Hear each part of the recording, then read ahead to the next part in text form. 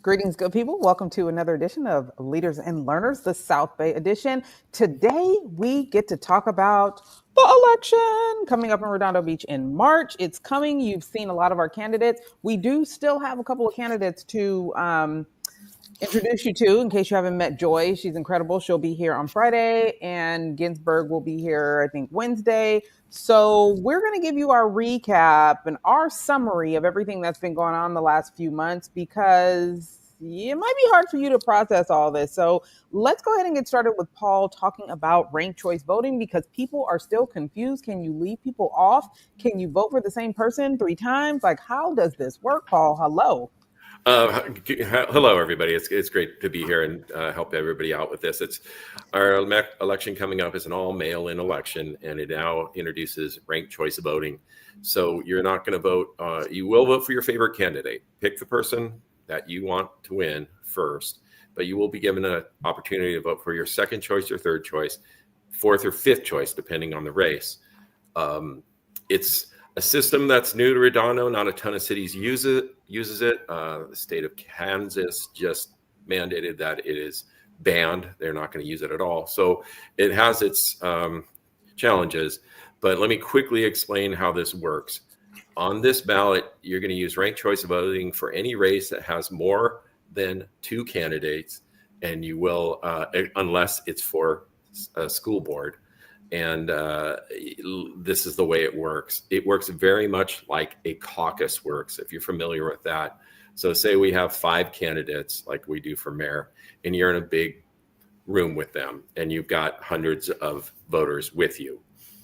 And it says, all right, here's the first round. Everyone go and stand by the candidate that they support. So everyone goes and stands by the candidate they support. They count up the supporters. The person with the least leaves the room. They are not viable.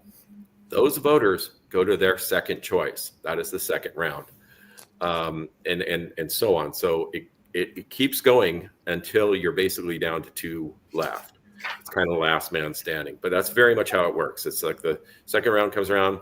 The person that's in the 4th place will now get eliminated. Those voters go to their second choice, and so on. So if your picks keep getting eliminated, you have the opportunity to vote for another person and another person, but you don't have to. You can vote for just 2. You can vote for just 1.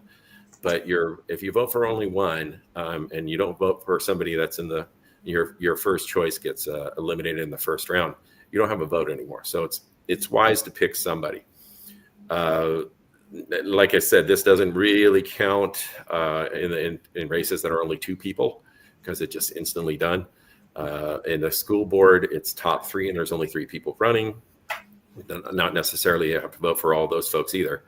And then the District 1 race has 3 people on it, which is interesting because the candidates are all so completely different.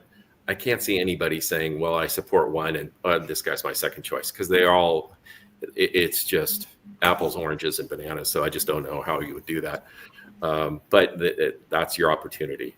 So that's ranked choice voting in a nutshell. Sure, it's clear as mud to most people, but again, please just vote. Get out there, fill out your ballot, drop it in a ballot box within the city. It gets to the city clerk's office faster, and it won't go through the mail system. So we can go on from there. Do they throw out my whole ballot if I only vote for one person? They don't throw out your ballot, but you no longer have a vote in the second round. So if your first candidate is eliminated in the first round, your only pick is eliminated in the first round, then your ballot doesn't really count for anything because you didn't vote for somebody else. And then also, they will count every round. They will count every round, and every vote is counted. And I spoke with the city clerk, and she said they will show tallies of each round. Oh, they will. Mm-hmm. That's what I've been told. Now, which is interesting. It doesn't change the outcome, and also I should say it's not first person across the finish line. Mathematically, it gets to a point where if it gets so lopsided, somebody's obviously going to win. That's where it stops. But every vote gets counted. Now, I am going to go ahead and put this address, this website, for this ranked choice voting explanation from the League of Women Voters. If you guys want to take a look at that. Voters of the Beach Cities is very pleased to have Eleanor Manzano to talk about ranked choice voting. But before she begins, just wanted to welcome you to our Zoom event tonight. It's the first time we've done this officially, so please bear with us if we have some technical difficulties. From 4:15 until 5 o'clock in your Q&A section, if you're on Zoom, you can enter questions. We already have a lot of questions that have been submitted, but just in case you have something at the last minute, we have people that are standing by to add those, but that will shut off at 5 p.m. And then Eleanor is going to talk from about 4:32 until 4:45, and then we're going to break again so that we can get all the candidates in and get ready to set up for the candidate forum. And we should be done by 7. So just to give you a little stack of time there, we'll begin at 5 and go to 7. So that may be helpful to watch that also. Yep. Yeah. It's only 10 minutes. I watched it. It was very clear. She did a good job. She had a PowerPoint and had visual aids. So it was only 10 minutes. I suggest people watch it if they want to learn more about ranked choice voting. But I do want to say one more thing is she does explain what would happen if you, let's say, vote for the same candidate 5 times. You put I really want my person to win, so I'm going to vote them for first, second, third, fourth, and fifth. And basically she's saying that it doesn't work that way, that essentially if you put a candidate for first, then it'll be first, but then you really have to pick other people for your 2s and 3s. And another thing she said was that if you want to write in a candidate, you can write in a candidate, but they have to qualify. So you can't write in like Cookie Monster or Mickey Mouse. You have to write in the name of a person, and they have to qualify for the position to be counted. Sounds good. Now, let's go ahead and get started with charter amendments. What is the charter? It's going to be on the ballot. So what are the charter amendments and why do they even need to be amended? Okay, so Miriam is going to talk about the amendments. Let me just quickly say Redondo Beach is a charter city. We basically have a constitution that kind of dictates certain aspects of the way the city is run and our autonomy from certain state laws. It's been used for good as far as most people are concerned in Redondo to keep us independent in some things.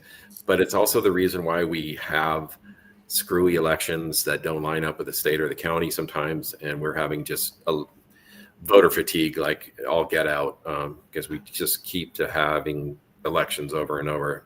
So that's all part of being a charter city, and we can change those rules if we want. So this is what we're doing. We're amending our charter. Mm-hmm. So we have 6 charter amendments on the ballot. Along with your ballot, you should have received this. It's your official sample ballot, but inside it goes into detail as to what each ballot measure is basically saying into more detail. But if you look at your actual ballot, I have not filled mine out yet, so I'm happy to show it to you at least. But we have measure CCD. And so that one is basically saying that, really quickly before we go into it, a lot of these charter amendments some of them are just making it so that the work that these people are doing, like the treasurer and the city clerk, it actually, what it says in the charter matches what they're actually doing. So there's certain duties that they do that's not reflected, and there's certain duties that it says they should do that they're not doing. So it's really to bring it to be more updated and match what their work is that they're doing now. So CCD is the amendment regarding the city clerk's powers and duties. They want to add duties so that they oversee the city elections. So the city clerk right now is Eleanor Manzano, and she does do this now. She oversees the city elections, and then also to review expenditures, access to the financial system to approve payments, and basically have there be a timeline of 45 days for anything that there's going to be contested. So also the city clerk obviously has to work with the city manager, so it's updating those duties as well. And everyone on the council, well, actually I shouldn't say everyone, Narenheim, Lowenstein, and Kaloderovich all support this, but there's no opponent. So I don't know if that helps, but that's what that's going to be doing. So that's CCD. Then the second one is CCQ. Essentially, this one is creating qualifications for you to be able to run for city clerk. Currently, there aren't qualifications. So they wanted to add qualifications. Eleanor Manzano is our current city clerk. It is an elected position, so somebody has to run for it and we vote. But the things to add would include 4 years of experience as a county or city clerk or registrar in California. Either have that, or you can have a bachelor's degree plus 5 years of experience in accounting. So either A, you would already have 4 years as a clerk or county, that will qualify you. But if you don't have that, then you'd have a bachelor's and 5 years of experience in accounting. So again, it's just putting some measures in place so that the people that are applying for these elected positions would have some qualifications there, make sure that they can do the job, because the city clerk position is important.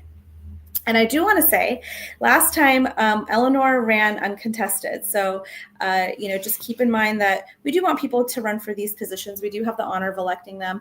So, if this is something you're interested in doing, definitely throw your name in the hat. The next thing is Measure CTD. Okay, so what that's doing is it's amending the treasurer's duties, again, to align more with what the treasurer is currently doing. So basically, what it's saying is to receive and be custodian of public funds. Amended to delete that. So you're going to take that out. Right now, we don't want them to receive and they don't want them to receive and be custodian of the public funds, but instead add the duty of maintain the duties of oversight of the monitoring, auditing, and also being the tax administrator. So right now, it looks like the supporters for that are Narenheim, Mayor Light, Charter Chair Strutzenberg. I didn't know that. I should have read that earlier. Sorry. Councilmember Lowenstein and Councilmember Kaloderovich, and nobody is in opposition to that. Okay, so that's the first three. Then we have Measure CTQ. For this one, they also want to add qualifications to be eligible to run for the city treasurer position. Our current city treasurer is Eugene Solomon. But what they want to do there is they want to add the qualifications to include either a bachelor's or associate's degree and 2 or more years of work experience in financial markets, financial analysis, portfolio management, basically have some experience doing some type of financial work. And then, or if they don't have that, a bachelor's or master's degree in some specific degrees, and that's actually outlined in the ballot. But essentially, they want to add some qualifications. Just like we want to add qualifications for the clerk, we want to add qualifications for the treasurer position. And that's supported by Jim Light, the mayor, the council member Kaloderovich, and Obaji, and no opponents to that. Okay.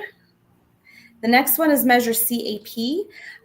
Essentially, that's an amendment to, so right now, instead of mailing out the charter, which is like several hundred pages to every person in the community to look at, it's very expensive and it's a lot of work. So instead, having it be available to view at the library, and also having it be on a digital format on the website.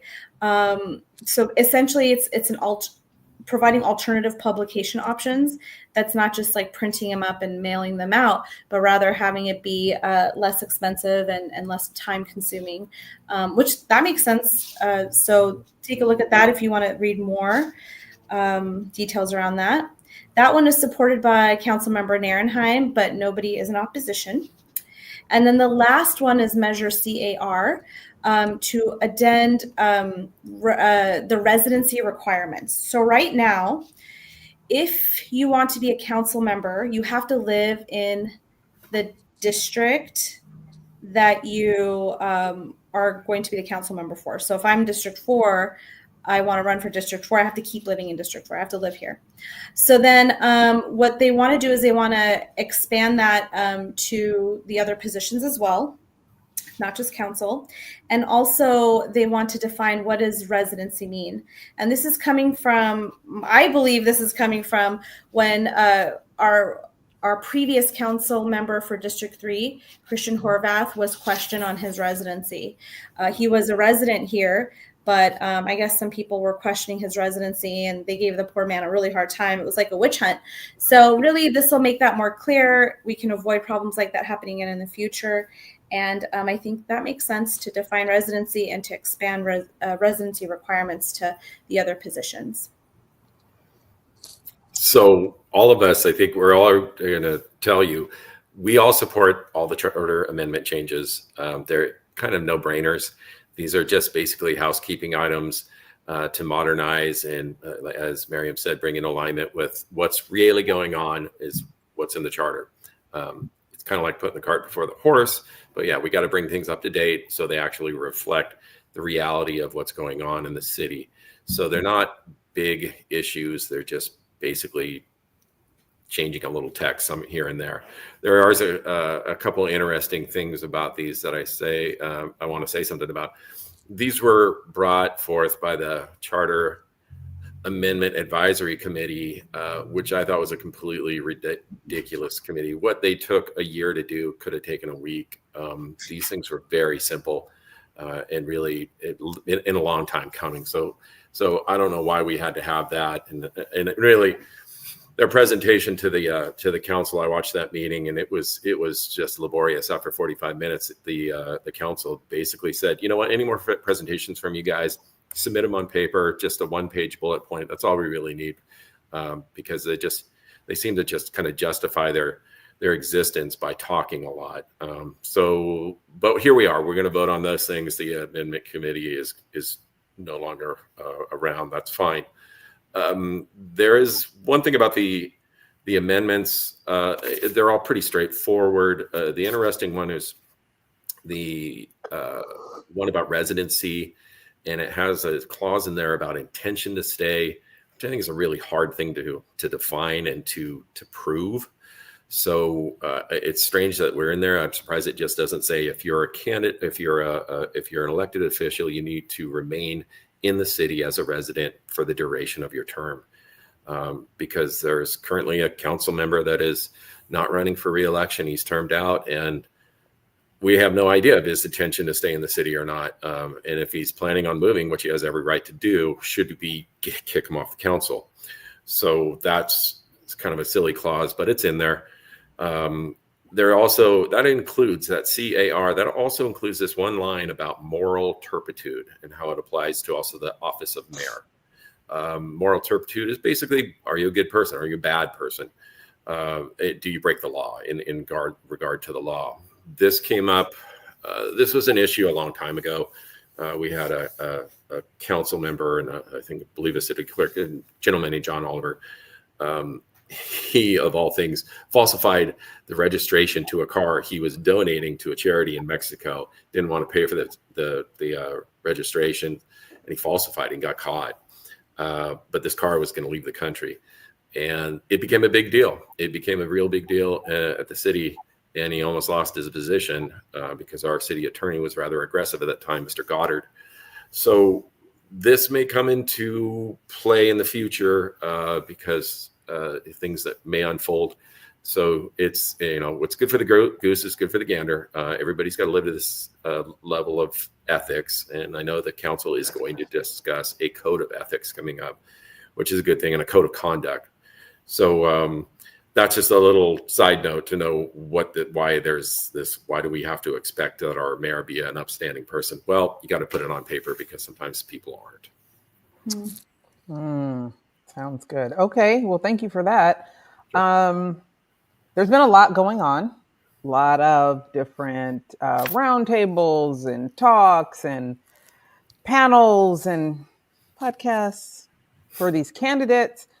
Let's get into what you thought about all this, because you said something a minute ago that just hit me so hard.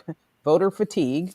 This is a lot. We just got off of a national election, and now we have this. But with everything that's been going on, do you think all of this has been necessary? And what have you learned? Have you learned anything new about the candidates? Go ahead, Mary. So, yes. I listened to the League of Women Voters Mayor question and answer. And man, if I was just a person who has had no interaction with any of these folks, I would base my vote differently versus I've had experience with some of these people. I know them. I've had positive experiences with some, negative experiences with others. So really, because I've had this past experience, that's what I'm going to base my vote on. But if I was just watching that, to me, there was a clear winner. And then, there was people that didn't do as well as they should have, or that I would have expected them to do. In addition to that, I think it was Redondo Beach Chamber of Commerce also did a question and answer, and I watched those interviews, I guess, or whatever. And again, folks that in the past, let's just say I was surprised. I was surprised if I was like an outsider just watching. I think I would vote differently than I would vote not knowing him. Yeah, as me, let's just say. That's a position that's pretty popular in Redondo. I've talked to a lot of people, they don't even know we're having an election. And it's not, they think it's junk mail. Unfortunately, I tell people, watch out for your ballot. It's in there. And please fill it out and just send it back in, because it's super important. So we want participation. This whole idea of aligning our elections with state, it brings a lot more attention to it. They will say that they get better participation, but we have driven this into voter fatigue because we just have too many elections in this city. Yes, we've learned a lot. We've had a few guests, a few candidates on here. One thing I will say is I do hold anyone that runs for office, I hold them in high regard. It is a very challenging thing to do. I've done it twice and I got clobbered, but I did it because I felt strongly enough about my positions. But if you get on a ballot and you just kind of disappear and you don't participate and you really, people can't reach you, people don't understand, I think that's really insulting to voters. So I don't appreciate those type of candidates, and most certainly they're going to lose. So there is that. During the mayoral roundtable, a couple of things came out. One thing, our current mayor, Jim Light, he acknowledged that our city is stagnating. He said it's stagnating for over a decade, which is a pretty astounding position, because I think he's contributed to that stagnation quite a bit. But he recognizes that there is a need for progress. There's a need for revenue in our city. There's a need for improvement and prosperity. And here's where you get to see the evolving position of certain people. You have candidates that in the past you might not agree with at all. Believe me, Jim Light and I rarely agree on things. But his position has changed because he's in the seat. He's the mayor, and he knows the city has to run and it has to pay for things. So things do change and people's positions do change. It was amazing how some people seem to be very, very prepared for these roundtables, and others just, I don't know. I don't know what to think. If you're gonna run for office, you got to bring the A game, because somebody else is gonna, and you're gonna get basically left behind. But that's what, we'll see in ranked choice voting. It'll be interesting to see who was first eliminated, because they just didn't really connect with voters. Well, and I'm glad you brought it up, Paul, because that's exactly what I was thinking. I'm thinking, okay, Jim Light, he really did a great job, and I did appreciate his answers to many of the questions that have always been concerning me. He is actually, in the past, I'd say his whole focus has just been the harbor specifically, and that's it. But I think in his seat as mayor, he's starting to see, man, we really need to revitalize the mall. We need to work on Artesia. And I did appreciate actually that I think all the mayoral candidates did discuss the needs in North Redondo, specifically to the mall in Artesia, because that mall, it is true, it was once our financial engine. And it really needs to become our financial engine again, because we just can't afford it. We just can't afford to keep going the way we're going. So I was surprised to hear that from him. But I was glad to hear that all of them did address it in various ways, right? That all of them did see the need. But one thing I will say too, that there was one particular candidate, Nils Ehrenheim, that some of the things he was saying really concerned me a lot. You got Like to what? keep the charm, when you say, oh, your house is charming, you're saying like hey, it's cute, it's small, it's like kind of, it isn't advancing, right? There's something you want to kind of keep it stagnant, or, and that's kind of what I really extrapolated from that. He's very anti-growth, he's very anti anything. And to me, I feel like I really heard that in his answers, and it was concerning to me. Like, we don't need to we actually don't need to build more stuff, but we need to fix the stuff that we have, right? We need to fix the small. We need to improve Artesia. There's so many things we can do there. Like, we need to update our smoke shop ordinance to reflect, hey, stop putting your paraphernalia in the window and having bright lights all night long. There's things that we could do to improve. And I want to say, like, we have blight, we've got places that are empty. We need to really work on improving those areas, right? So we don't necessarily have to like build more stuff, but we do need to fix what we have and keeping the charm. It's not that charming when I look at the blight and I look at the fact that, we have this opportunity to improve our mall and start making money again. It's not charming to have it look the way it looks. It needs to improve. So what event was that at? That was the mayor roundtable that Paul was referring to. That I was talking about too. I called it the question and answer.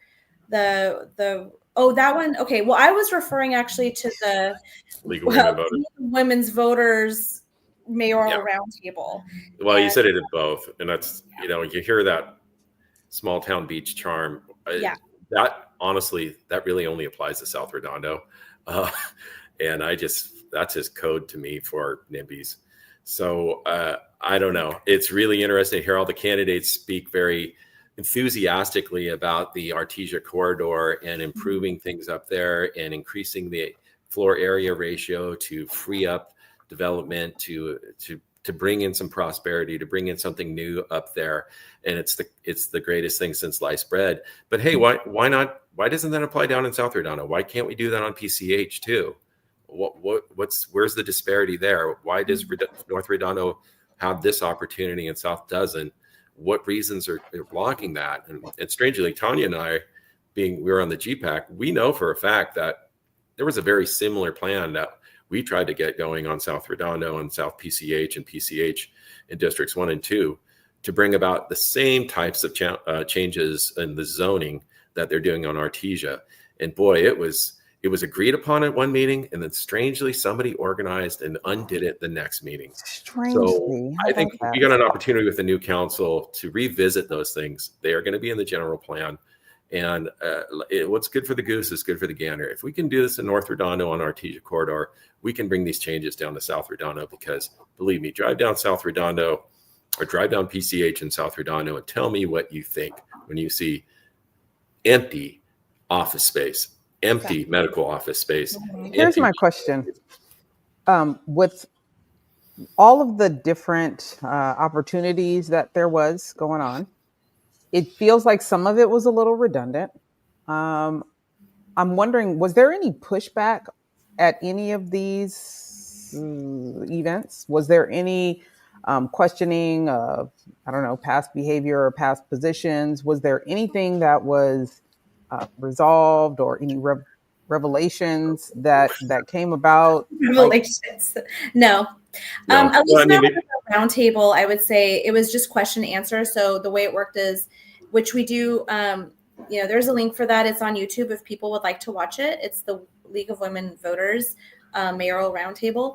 But what that was they just asked one question. So it came from the community. People had an opportunity to ask their question, and all of them had to answer it. So it wasn't meant to be where, hey, so-and-so, why is it that you can't direct it to one person? It had to be a general question that all of them could answer.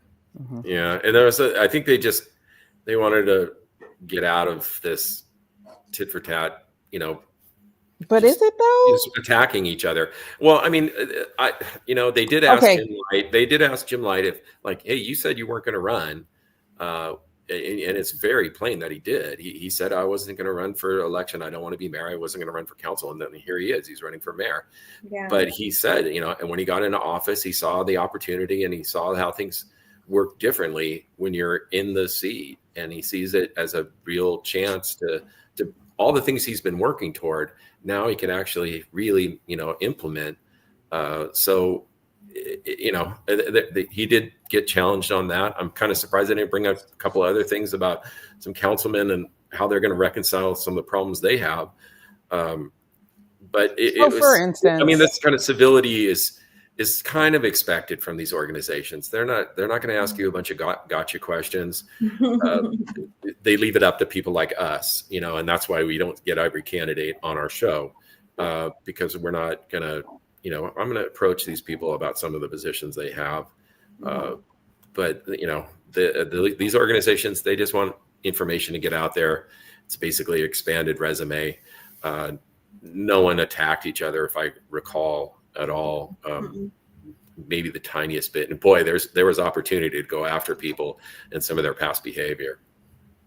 So, for instance, Nils and the money that the city spent on defending him from his tearing up Hennessy's. Hennessy's. There was a certain amount of money. I'm not sure. I think it was possibly like $90,000 the city spent in his defense for his bad behavior.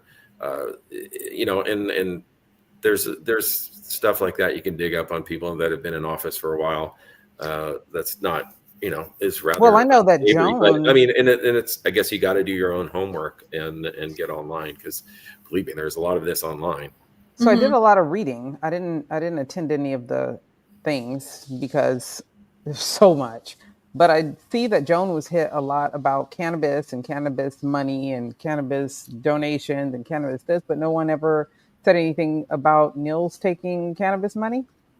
Yeah, he took a couple grand or so from some donations. It's public record. It's on his 460s. He said he returned it, but there's no record of him returning it. Right.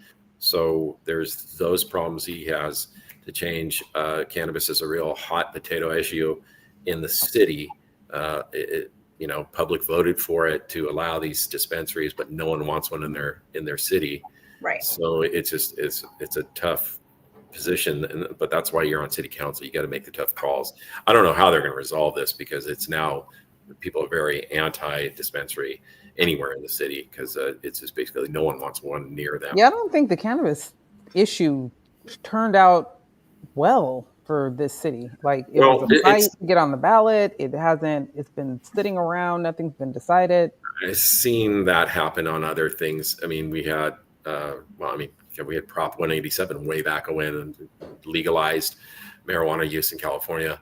And then the state Supreme Court said, no, it's not. and then we had things like Prop H. These are countywide things, Prop H and Prop HHH, which allocated a ton of money for homeless issues and to build homeless transitional housing and housing for unhoused folks. But then no one wanted any of these projects built in their cities. We had millions of dollars sitting there. But everybody said, no, you're not going to build that in my town. I support it. It's all great for you guys. Build it somewhere else. Yeah. So that's the disconnect we're seeing on that. And then Are you saying this thing not in my backyard? Okay, go ahead, Tanya. Sorry.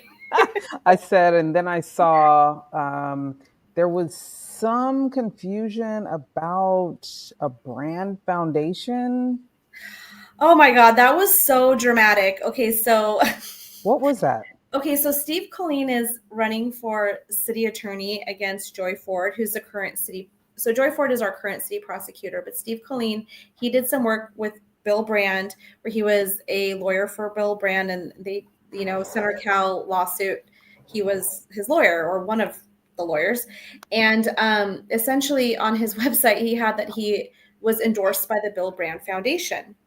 Well, it turns out that Bill Brand's family was not aware of any Bill Brand Foundation. And they were like, this isn't a foundation that, there's a video, you could see it. The family actually put out a video and basically said, we're not associated with this Bill Brand Foundation. We don't know what this is.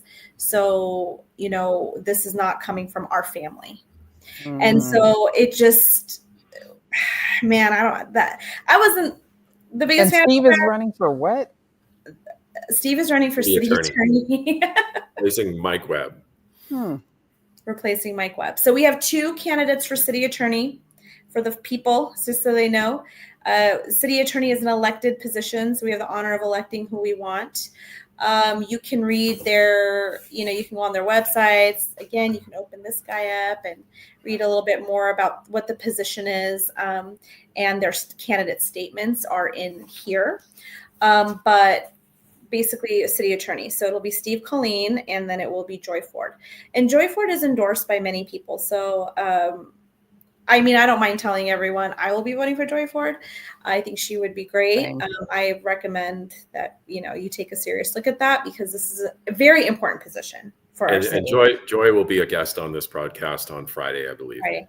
So that's coming up. We got that to look forward to. There was an interesting topic that came up about endorsements during one of the discussions, and the public safety organizations endorsing one candidate or another. And the host asked about that. My personal position is that I think our public safety organization, this is like the Firefighters Association and the Police Officers Association, I believe they ought to actually not endorse anyone. I think they should not have this appearance of being beholden or favor any one candidate. I think it would be better for them in the long run and the public if they just didn't do that anymore. I don't know if endorsements really matter all that much. I guess they look good on paper sometimes, but we've had candidates that didn't get their endorsements and they won overwhelmingly. So it's interesting when they talk about endorsements and who takes donations from who.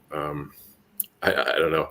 So that was one topic that you can hear about in a candidate's position. There is something about one of these amendments. We've talked quite a bit about the city treasurer position. City treasurer is an elected position in our city, which is not super common. And it used to be a full-time position.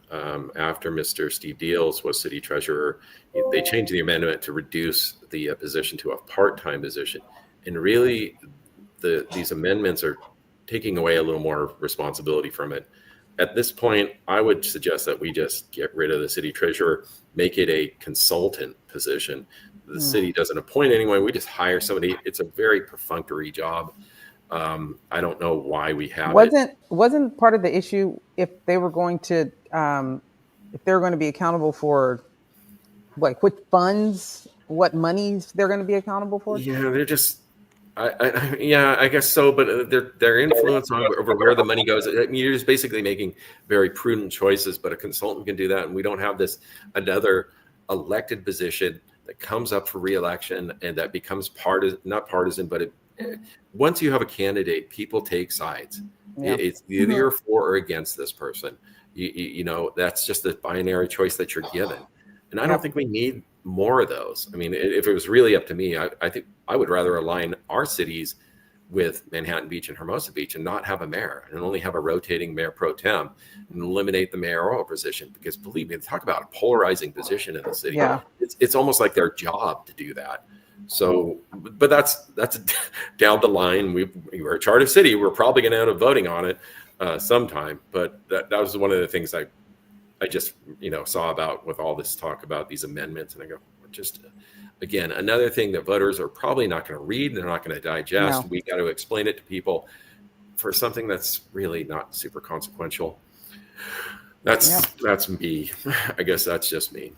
All right. Well, anything else? I think we've said all we're going to say. Just vote. March 4th. Please participate. It's fun, actually. You have your ballot. It came in the mail, and just mail it back in or put it in a drop box. Vote your conscience. Don't be intimidated by I can't support any of these people or one of these people. Fine, vote for them and see how it goes, because it's just it'll all shake out and somebody will get elected. And you never know how this can turn out. We've had a couple of surprises in elections, just even recently, where people that thought, they were shoo-in and they end up losing. And, I just think that's because some people are nicer than others. And people do vote just on personality once in a while. Yep. And, resumes and experience doesn't always come into play. But once you get in, and no one really has the experience. Jim Light didn't have the experience of being mayor up until he got appointed. So that's the only way to do it. You got to jump into the game and do it. It's actually noble that they do this. So they've got my support in that respect. But my vote's going to go to certain people that I align with my beliefs and what I want to see happen at the government level. Okay, really quickly before we go, I just pulled this up really quickly from the City of Redondo Beach website. Go ahead. But, if you want to draw, so the mail system, there's funky things happening with it. I suggest that when you vote, if you can, mail it in if you have to, but if you can drop it off at a ballot drop-off box, that would be better, because then it will go directly to where it's supposed to go and not be in the mail system. Do whatever is going to work best, but the vote by mail ballot drop-off boxes, okay? There are, we have them all over the city. So there's a Riviera Triangle Parking, which is on the corner of Avenue del Norte and South Elena. The Redondo Beach Main Library, and also the North Branch Library. So the North Branch Library is on Artesia, and then the main library is like on PCH and kind of Diamond over there. So there's a box there onto those two. Then also Dominguez Park, there's a box there. So those are your 1, 2, 3, 4 options where you can drop your ballot off. All right. The one in South Redondo is right next to the Trader Joe's parking lot in South Redondo, and one of the main libraries in the turnaround. So you really don't even have to get out of your car. You can drive up to it and put your ballot in there if you want. And believe me, it'll get to the city clerk's office directly, and you won't have to worry about it, and your vote will be counted. All right. So what's next? Friday? Wednesday, we have Mr. Ginsburg, who's running for mayor. February 26th. Yeah. And then our favorite, Joy. I'm supporting Joy Ford for our city attorney also. I have That's three for three. That's three for three. Friday, and that's on Friday the 28th. Yeah. I've got 2 signs and a banner in my front yard for Joy. She is the person that I'd like to see be our city attorney. Now, that is a serious and an important position that's elected in our city, and I want to keep that an elected position. There was efforts to change that. I'm glad it's not changing. And if we're fortunate enough to get someone like Joy, that it'll be for the good of all of us. Yep. All right. See you on Wednesday. All right. Thank you. Bye, everyone. Hey, thanks for showing up to the podcast where we all know that the best leaders are lifetime learners. When you get a sec, take a moment, leave a comment. What you think about today's episode, and share it with someone that you know could use the gems that were dropped today. Follow and subscribe. You don't want to miss who's coming up next. You never know who could show up here and what they could say. For your professional needs, marketing, PR, communications, and leadership, make sure you follow us on all social media platforms at Sand and Shores, or hit us up at sandandshores.com. Again, thanks so much for showing up. We appreciate you, and we'll see you soon.